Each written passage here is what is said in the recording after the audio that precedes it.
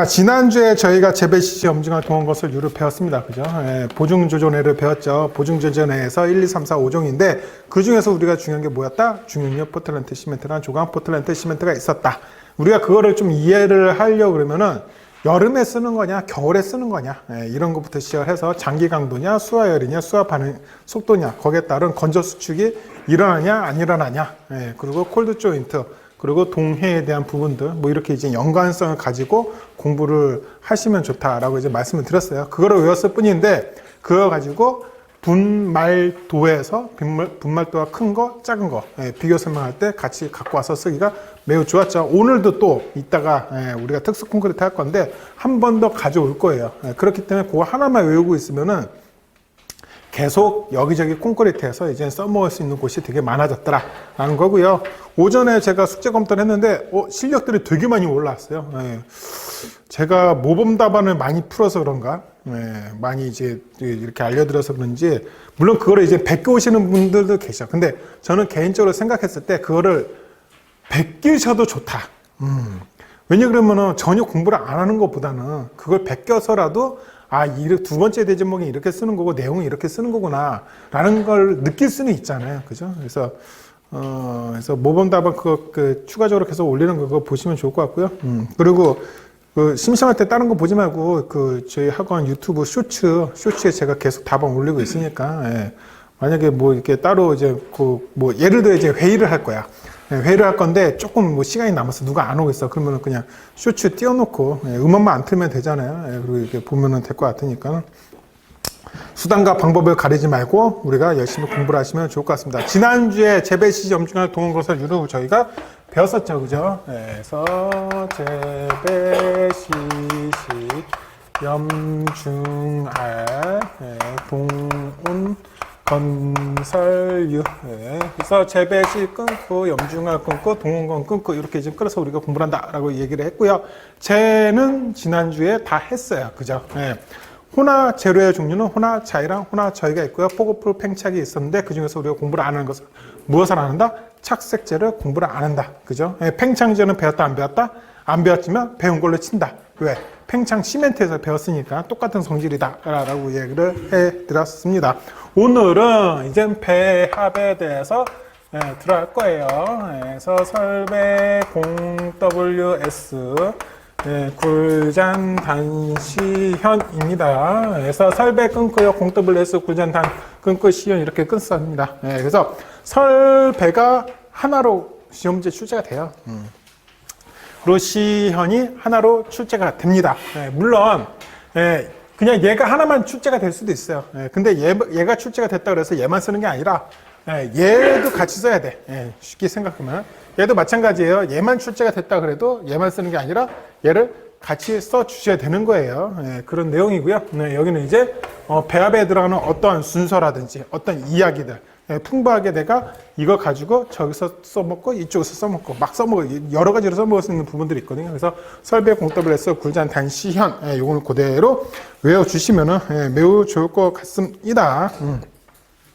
자, 근데 여기서 이제 만약에 배합 순서에 대해서 써라라고 그러면은 여기서 이것만 바뀌면 돼요. 공기량 대신에 시멘트 강도 이걸로만 이제 바꾸시면 돼요. 나머지는 다 똑같습니다. 그래서 시멘트 강도를 결정을 해야 전체적인 콘크리트의 배합 강도가 결정이 되겠죠. 그죠? 그 이야기입니다. 그래서 요것만 조금 신경 쓰시면 되고 나머지는 제가 공부를 하면서 같이 이야기를 해볼 겁니다. 예를 들어서 배합에 관련된 서술형 문제가 출제가 된다면 출제가 될 가능성은 요즘은 매우 적다. 왜냐하면 요즘에 참 희한한 문제만 많이 나오잖아요. 무슨 스마트 건설, 트윈 디지털, 이상한 문제 많이 나오잖아요. 그죠? 8D BI, 이상한 문제가 자꾸 출제가 되다 보니까 원래 토목에서의 정상적으로, 정통적으로 배워야 되는 부분들이 비율이 줄어들 수밖에 없어요. 그죠? 근데 콘크리트 하면은 배합은 기본이거든요. 재료, 배합, 시공 이제 기본인데 이 배합에 대한 문제가 점점 그래서 줄어들고 있어요. 근데 언젠가는, 그죠? 출제위원님들이 언젠가는 또 정신을 차리시는 분들로 이렇게 또 교환이 될 수도 있어요. 이게 예, 맨날 이게 뭐 몇십 년 동안 한 분만 문제 내는 게 아니라 계속 주기적으로 바뀝니다. 예, 주기적으로 바뀌고, 예, 공단 직원도 바뀌어요, 하물며. 예, 그래서, 그 출제위원 이렇게 그 컨택하는 때 제 학교 후배가 원래 있었거든요. 예, 걔도 이제 예, 그만두고 나갔어요. 예, 뭐 그런 식이에요. 그래서, 공단 직원도 바뀌고, 교수님들도 계속 로테이션 되고 바뀌고, 정년 퇴직하시는 분도 있고, 더 이상 안 하신 분도 계시고. 그래서 바뀌니까 공부는 해야 된다. 예, 요번에 이제 바뀌어서 또 다른 분들이 나와서 출제할 수도 있잖아요. 여기 있는 문제들이 전부 다 중요한 겁니다. 자, 그러면 배합이 혹시나 서술형 문제로 출제가 됐다라고 그랬을 때 예, 이런 거 쓸 수 있겠죠. 예, 배합의 원칙. 예.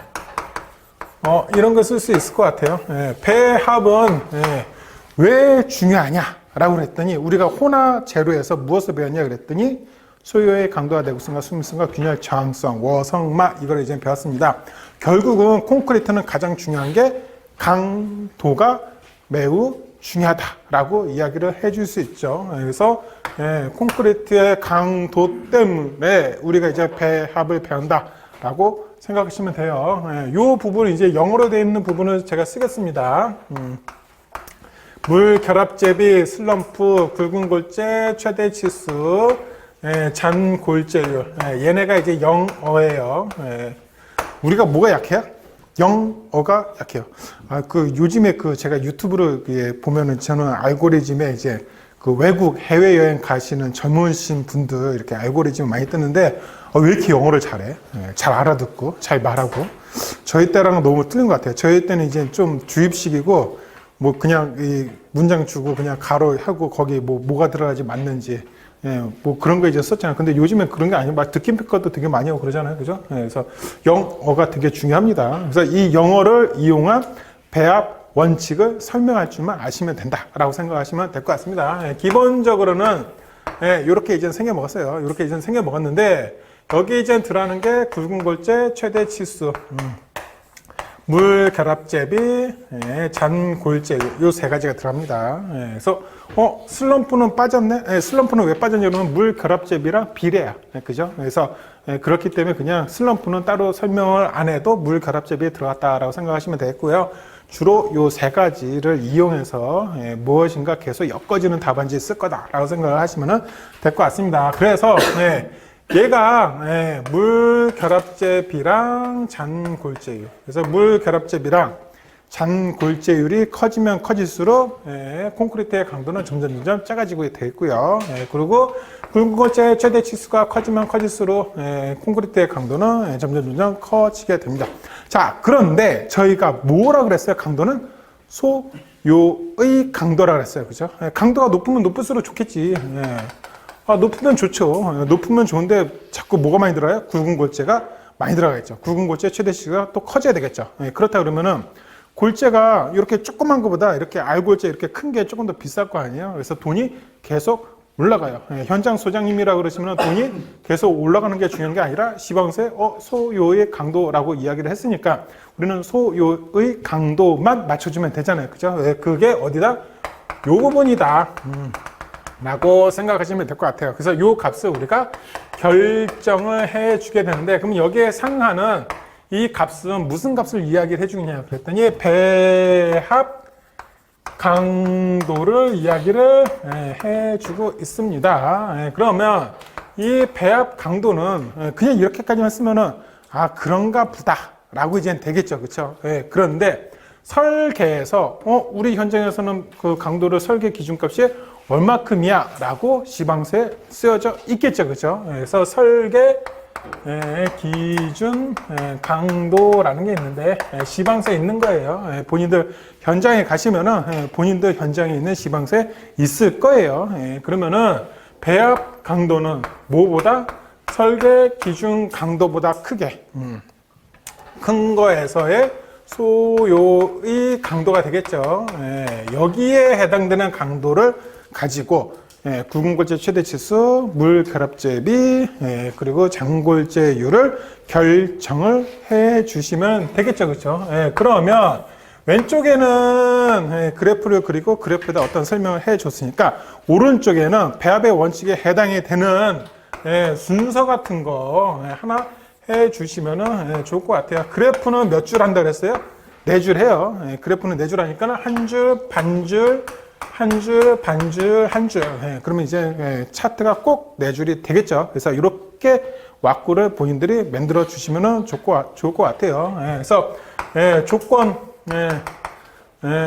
선정을 하는데, 예를 들어서 FCR은 FCK보다 큰 걸로 조건을 선정을 했다라고 칩시다. 여기에 따라서 그리고 물 결합제비, 장골제율, 굵은골제 최대 치수를 배합을 하고 나서 이 배합 조건에 따라서 우리가 이제 보정을 해주고 환경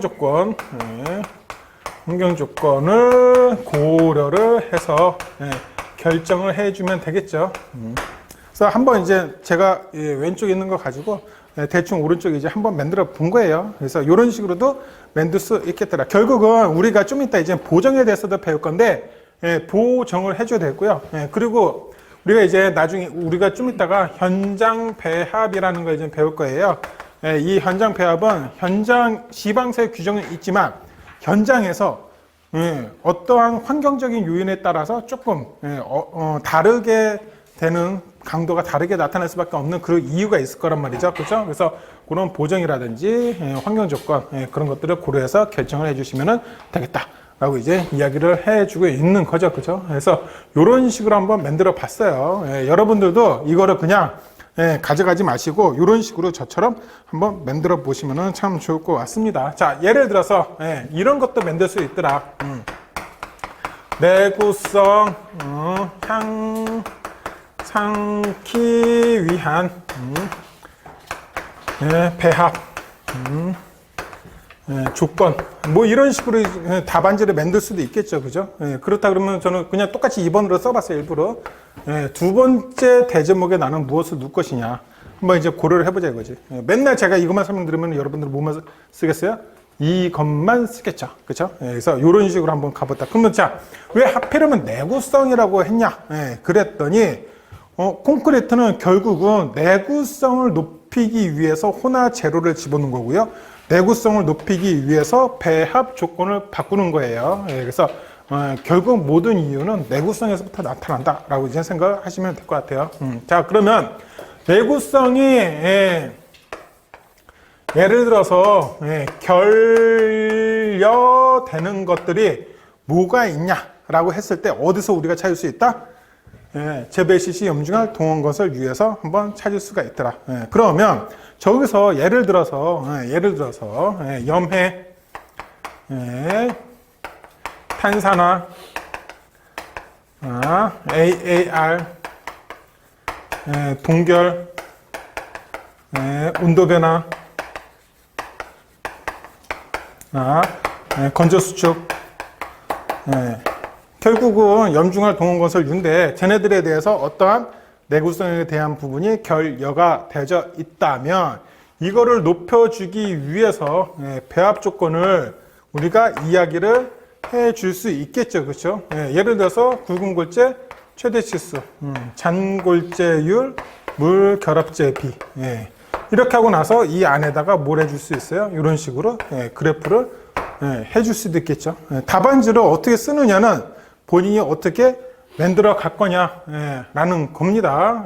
그래서 이렇게 하고 나서 최소 내구성 결정값 이런 식으로 이야기를 해 주시면 되겠죠. 그래서 아까 전에 그냥 결정이라고 했는데 여기는 이제 내가 대제목을 내구성 향상이라고 이제 썼어.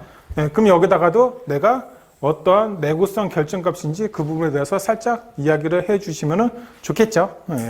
만약에 얘를요, 저는 그래프 꼭 무조건 4줄 쓰고 싶은데요, 이렇게 이제 할 수도 있잖아요. 그죠? 그러면 얘를 쓰실 때 어떻게 쓰시냐 그랬더니 줄수가 하나, 둘, 셋, 4줄. 이렇게 해서 걸쳐서 쓰는 거예요, 차트를. 그래서 차트에 들어가는 글은 하나, 둘, 3줄이지만 걸쳐서 쓰는 거는 4줄로 걸쳐서 쓰시면은 그래프도 4줄짜리로 이렇게 이제 만들어서 쓸 수 있어요. 이 위에 거를 가져가든 밑에 거를 가져가든 본인이 결정을 해주시면 되겠죠. 그죠? 나는 밑에 게 좋아. 나는 위에 게 좋아. 내 강의를 몇 번 들어봤는데 위에 거는 몇 번 설명을 들어봤어. 나는 밑에 걸로 가져갈 거야. 뭐 이렇게 이제 생각을 할 수도 있어요. 네. 한번 가져가시면 좋을 것 같습니다. 자, 그러면 설배 공더블에서 구장 단시연에서 맨 위에 설부터 들어가도록 하겠습니다. 설계 기준 강도, 콘크리트 부재 설계 시 기준이 되는 콘크리트 강도, 일반적으로 재령 28일의 압축 강도를 이야기를 해주고 있습니다. 배합 강도, 콘크리트 배합을 정하는 경우 목표로 하는 압축 강도를 이야기를 해주고 있고요. FCU라는 게 있어요. FCU는 실제 28일 평균 압축 강도를 이야기를 해주고 있어요. 그래서 답안지에다가 답안지 뭐 이렇게 결론에다가 매진말에다 쓰실 때 FCK, FCR, FCU 요것들을 자꾸 돌려가면서 쓰는 것도 하나의 방법이긴 하겠죠, 그죠? FCU가 사실 실제적인 거예요. 배합 강도를 설정을 해놨다고 그 배합 강도대로 현장에서 똑같이 압축 강도가 나오지는 않습니다. 실험을 다 해봐서 아시겠지만.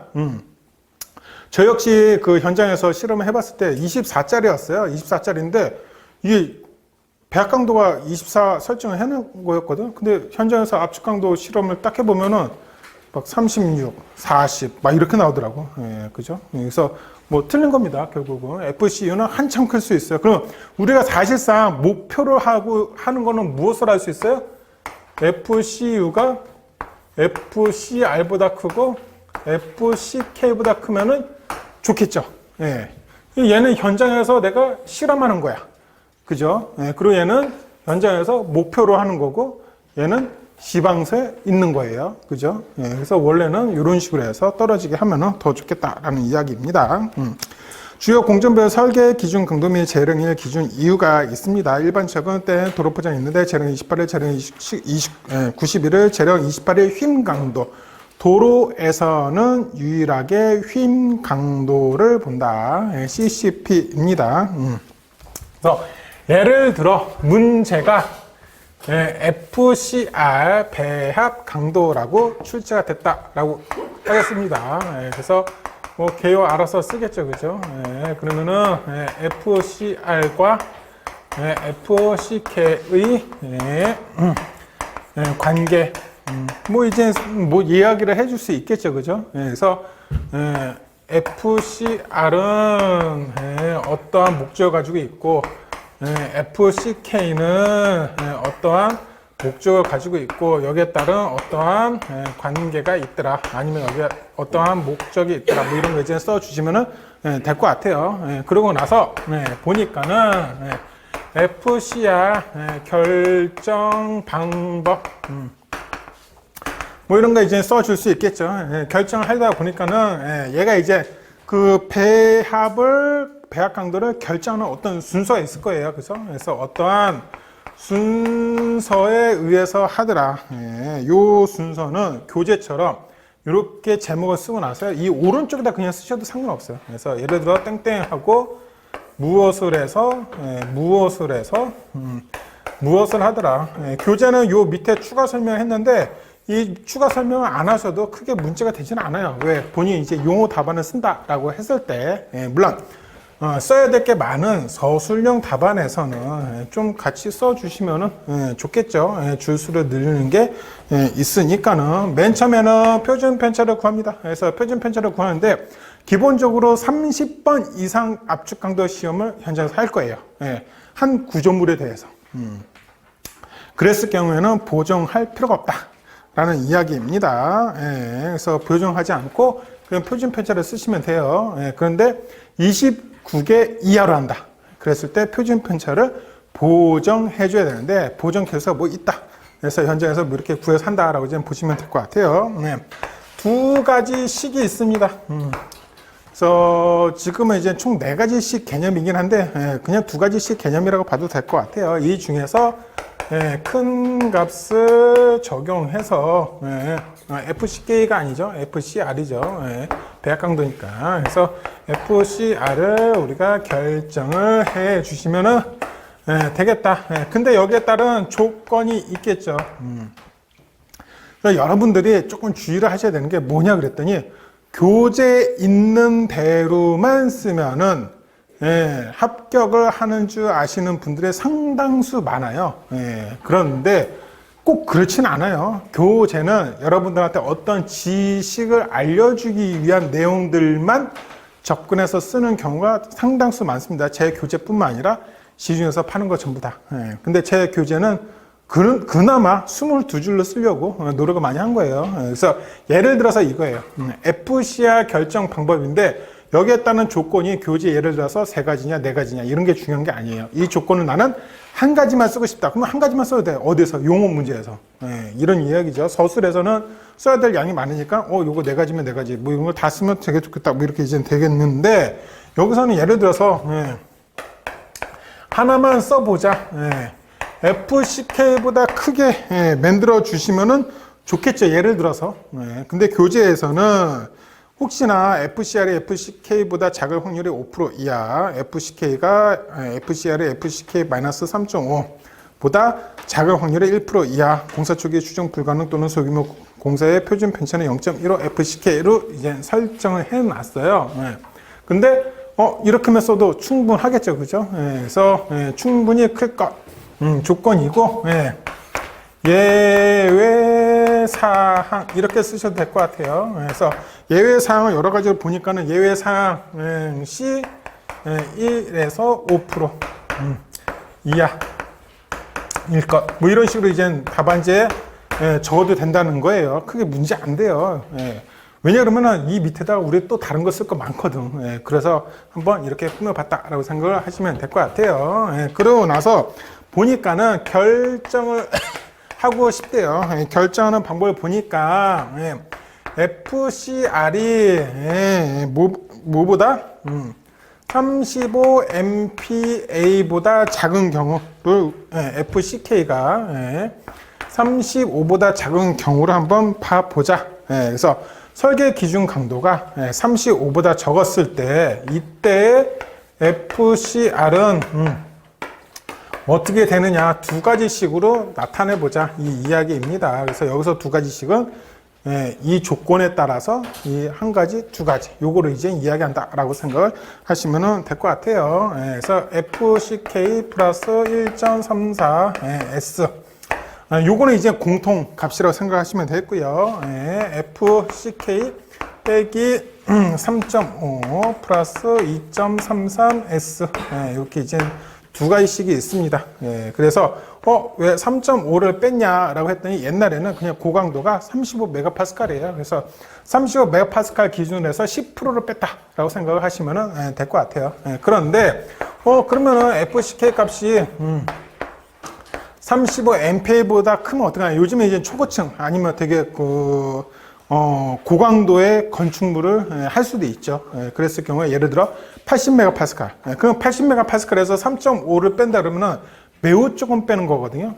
뭐 100메가파스칼도 있을 수 있겠죠. 100에서 3.5를 빼면 너무 조금 빼는 거예요. 기존에는 이제 35에 10%를 우리가 적용했었는데 그래서 이런 경우에는 위에 거는 똑같아. 위에 식은 똑같고 밑에 식은 어떻게 바뀌냐 그랬더니 0.9 곱하기 FCK 플러스 2.34S 그래서 얘가 0.9가 들어가요. 결국은 똑같이 35메가파스칼을 기준으로 한다라 그러면은 10%가 빠지는 거 10%가 빠지는 거 똑같잖아요. 그죠? 근데 얘는 다만 80이면 어떻게 하고 90이면 어떻게 하고 100이면 어떻게 하겠냐 이걸 기준으로 했을 때 이렇게 나온다라는 이야기입니다. 자, 이렇게 써야지 이게 몇 줄이 되냐 그러면은 하나 둘 셋 넷 다섯 여섯 일곱 8줄이 돼. 만약 교재 있는 거대로 그냥 다 쓰잖아요. 11줄이 훌쩍 넘어가요. 22줄에서 11줄이 훌쩍 넘어가면은 다른 거 쓰기가 조금 부담스러운 게 돼요. 게다가 교재를 보면은 거기까지 썼는데 이미 22줄로 꽉 차잖아요. 여러분들이 이제 무엇을 써야 되냐?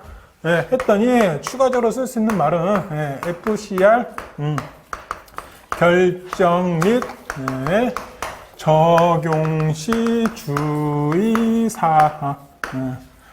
결국 저는 그 기술사가 될 사람입니다.